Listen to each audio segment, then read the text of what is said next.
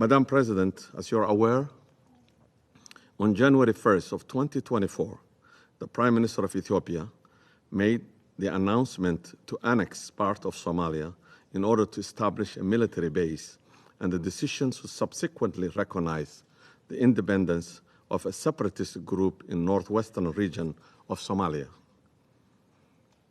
This constitutes a clear violation and a breach of Somali sovereignty and territorial integrity, the fundamental principles enshrined in Article 2 of the United Nations Charter.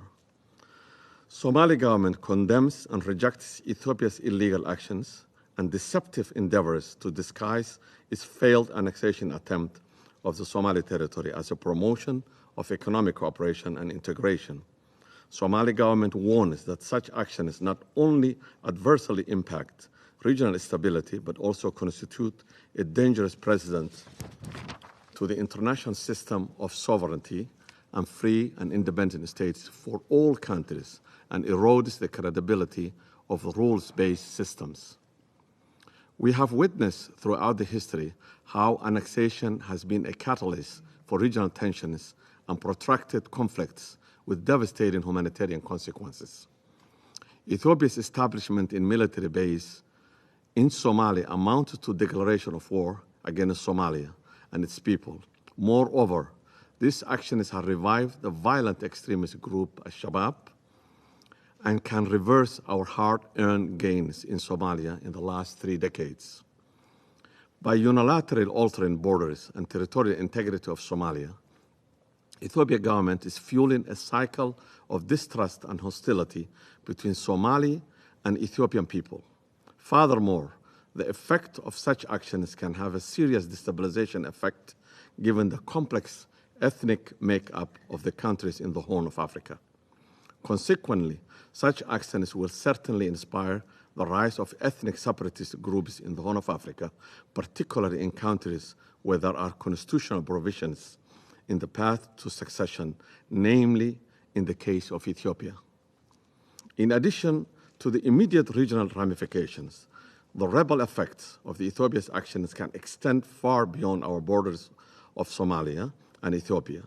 These actions can weaken the region, disrupt global trade and commerce, and potentially create an influx of refugees that strain the resources and the capacities of the neighboring countries. The reverberation of such violations will be felt across the international community, and they have the potential to undermine the stability and the security of the world.